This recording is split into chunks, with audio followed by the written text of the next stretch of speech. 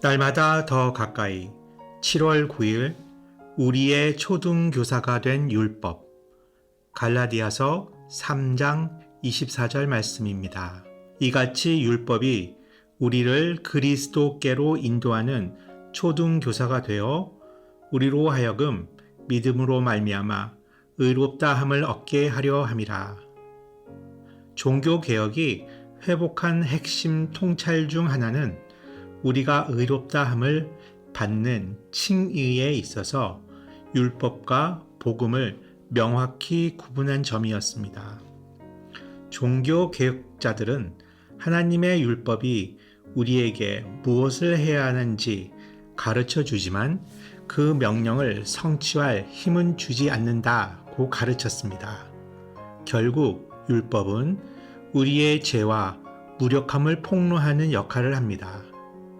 우리가 율법을 읽거나 들을 때 우리는 하나님의 완전한 기준에 얼마나 턱없이 부족한지 깨닫고 하나님 앞에서 스스로의 힘으로는 결코 의로워질 수 없다는 절망에 빠지게 됩니다. 바로 그때 우리는 복음을 듣게 됩니다. 그리스도 안에서 안식하고 오직 하나님의 심판대 앞에서 효력을 발휘하는 그리스도의 완전한 의를 선물로 받으라는 초청을 받는 것입니다. 복음과 함께 하나님께서는 택하신 자들에게 믿음의 선물을 주시며 우리로 하여금 예수님의 믿어 의롭다함을 얻게 하십니다. 이처럼 칭의에 있어서 율법과 복음을 분리하는 것은 종교개혁자들이 율법의 죄를 들추어내는 기능을 설명하는 핵심 방식이었습니다. 물론 율법의 쓰임새가 죄를 드러내는 데만 그치는 것은 아닙니다. 율법은 사회의 죄를 억제하고 우리의 성화를 인도하는 지침이 되기도 합니다. 하지만 우리의 비참한 범죄를 폭로하는 율법의 기능이야말로 구원을 위해 결코 빠질 수 없는 필수 과정입니다. 우리가 하나님의 진노 아래에 있는 비참한 죄인이라는 사실을 뼈저리게 깨닫지 못한다면 우리에게 그리스도가 왜 필요한지 결코 알 수 없기 때문입니다. 그러므로 하나님의 율법은 우리를 그리스도께로 인도하는 역할을 합니다. 바울은 율법을 우리의 초등교사라고 부르며 이 진리를 명시적으로 가르칩니다. 여기서 초등교사로 번역된 헬라어 파이다고고스는 고대 사회의 교육에서 매우 중요한 역할을 맡았던 이들입니다.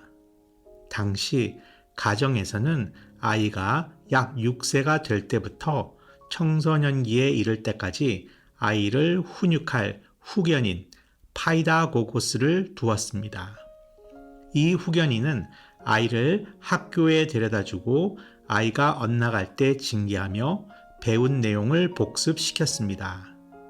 마찬가지로 율법은 우리에게 죄를 가르치고 다가올 심판을 경고함으로써 우리를 그리스도께로 인도합니다.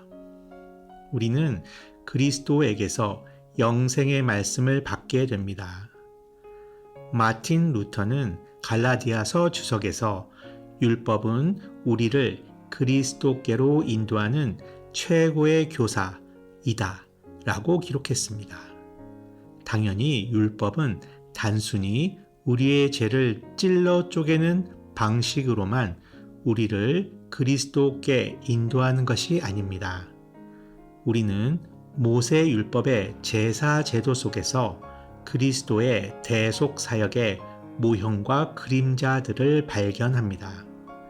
이러한 방식으로 율법은 구약의 성도들에게 죄 문제를 단번에 해결해 주실 완전한 중보자에 대한 소망을 심어 주셨습니다.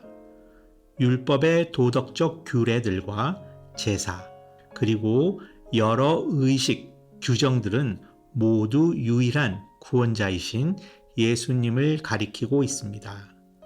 장 칼뱅은 이에 대해 한마디로 율법이란 예배자들이 그리스도의 손에 이끌려 나아가도록 끊임없이 훈련시키는 거대한 영적 연습장과 같았다고 주석했습니다. 하나님 앞에서 살아가는 나의 삶을 묵상해 봅니다. 바울이 갈라디아서 3장에서 집중하는 것은 회심 전에 율법이 어떻게 우리를 인도하는 초등교사 역할을 하는지입니다. 그러나 우리가 그리스도께 나아온 후에도 율법은 여전히 우리를 다시 복음 앞으로 인도합니다. 우리는 하나님의 기준에 여전히 미치지 못하는 자신의 연약함을 보며 오직 그리스도만이 죄에서 우리를 건져내실 수 있음을 매 순간 절감하게 됩니다. 우리가 영광 중에 그리스도를 대면하는 날까지 그분만을 붙잡게 만드는 율법의 기능은 결코 다함이 없습니다. 더 깊은 묵상을 위해 다음 성경을 찾아 읽어보세요. 레위기 16장 그리고 요한복음 5장 30절에서 47절 말씀입니다. 오늘 말씀을 정리하며 질문해 봅니다. 1. 율법이 내 죄를 고발할 때 나는 변명하라 합니까? 아니면 복음의 은혜를 갈망하며 그리스도의 십자가 앞으로 피합니까? 2. 구약의 제사와 의식들이 결국 예수 그리스도의 대속을 가리킨다는 사실을 묵상할 때 하나님의 구원 계획에 대해 어떤 감사가 우러나옵니까? 3. 이미 구원받은 신자로서 매일 율법의 거울 앞에 나를 비추어 보며 복음의 은혜를 새롭게 공급받고 있습니까? 함께 기도합니다. 자비로우신 하나님, 저를 율법의 엄한 정죄 아래 내버려 두지 않으시고 율법을 통해 제 죄를 깨닫게 하사 참된 구원자이신 예수 그리스도께로 인도해 주시니 감사합니다. 날마다 말씀의 거울 앞에 제 연약함을 정직하게 직면하게 하시고 그때마다 오직 예수님의 십자가 대속의 공로만을 더욱 굳세게 붙들게 하소서. 평생에 복음의 은혜에 빚진 자로 살며 저를 의롭다 하신 주님의 사랑을 찬양하게 하옵소서. 예수님의 이름으로 기도합니다. 아멘.